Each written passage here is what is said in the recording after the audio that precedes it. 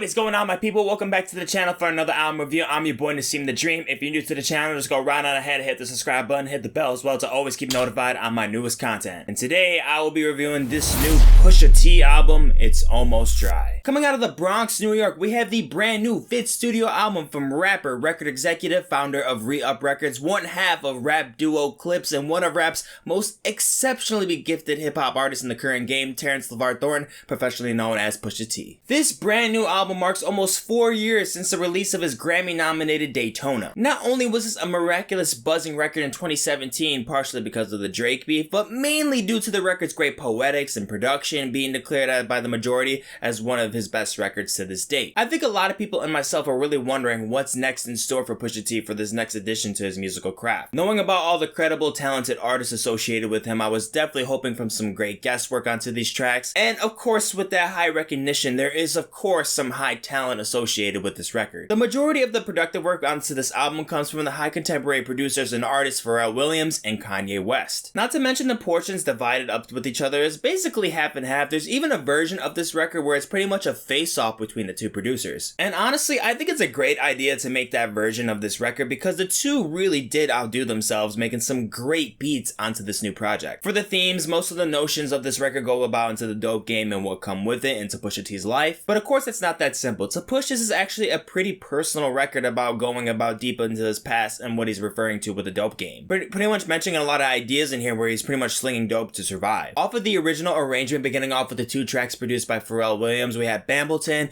and Let the Smokers Shine the Coupe, where on the beginning track that's seen about Push talking about his past former manager Anthony Gonzalez confronting him about his talk on an interview on Vlad TV. This notion continues on to the next track with him referring to the former manager on the second track, Let the Smokers Shine the Coupes. On one of these bars he calls out that reads out, "We sip aces out the flutes, Chanel scarves out the roofs. If I never sold dope for you, then you're 95% of who." And I can honestly understand where Push is really coming about with this. I mean, especially because the two are not really associated with each other anymore. So it is kind of understandable for him really wanting to his former manager to really just shut his mouth. And I'm not exactly familiar with how it is being in the dope game, but I gotta go along with Pusha T on here. Come on, bro. You don't do that shit. Keep your mouth shut. But referring to the quality of the track, this track is just an absolute rager of hip-hop intensity, channeling in some pounding kicks over some high-voltage loops. Dreamin of the Past features guest performer and producer Chicago's own Kanye West. On here, traveling back to the past with that vintage OG Kanye West, reminding me a lot of the beats that he produced before his release of The College Dropout. Then into the track Neck and Wrist featuring Pharrell Williams and Jay-Z drops into a more dirty, dark 808 vroom, rapping about their luxuries as artists. Jay-Z delivering a personal verse shitting on any rapper that's talking shit, thinking that they're really balling but really spending money on some phony shit. Then more of Kanye's Magic Touch appears on one of the early singles released for this LP, Diet Coke. Bar to bar goes onto the top of the dope game, and specifically cocaine, throwing about some great rhymes, wordplay, and novelties of cocaine and such. Rock and roll being one of Ye's biggest highlights as a producer, developing a sample enriched with influences from Graduation. The distortion added to Kid Cudi's vocals adds so much grit and makes it very satisfying transitioning to Push. To me, Kanye's verse on this song is a bit hit or miss. I'm not really into that style that he's going with his voice, how it sounds like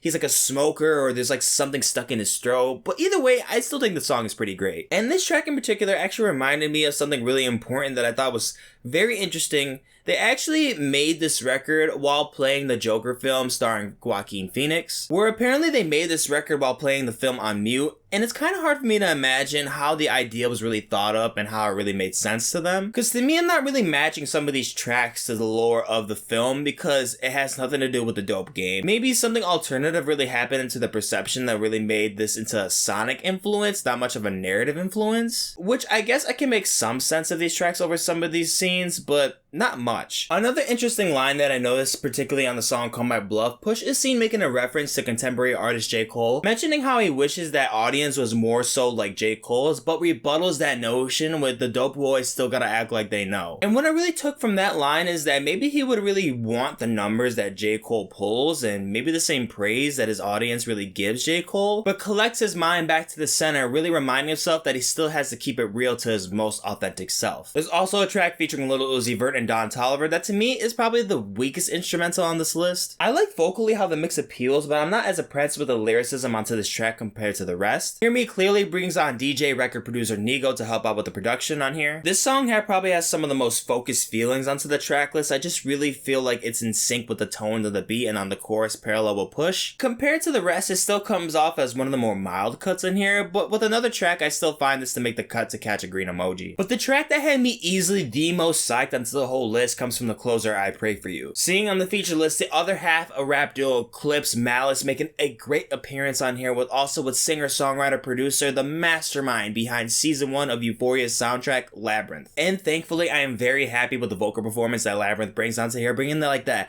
holy grail with like a ghostly gospel background vocal on here. Push begins throwing in verses mixing in things about his overall accomplishments, while Malice raps about his faith turned into threats. I think the song is pretty decent as a whole. As a closer though, it doesn't really feel so epic or just much of an ending really, but at least lyrically it does. So yeah, to wrap this up, this is a pretty hard record. Like, there's some very solid production onto this record. Definitely some of the best beats that I've heard Push on yet. Stays on topic with some more varying wordplay, differentiating from the other tracks, personal feelings from not only from Push, but the features on the record too. There's moments where I do feel like some of the tracks shine more than others, making them feel less great than they really initially felt. But either way, I'm digging this record, and I really think there's plenty of bops here to go around, and overall Push continues to present, which why he's one of the rap's most underestimated beings in the game and why he's a force to be reckoned with. I'm gonna give Pusha T's It's Almost Dry a 79%. Guys, as always, thank you so much for watching the video. If you enjoyed, go on and like, share, and comment down below, and if you're not already, subscribe to the channel.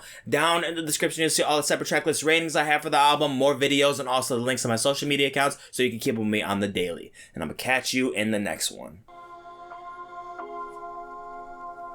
Dose.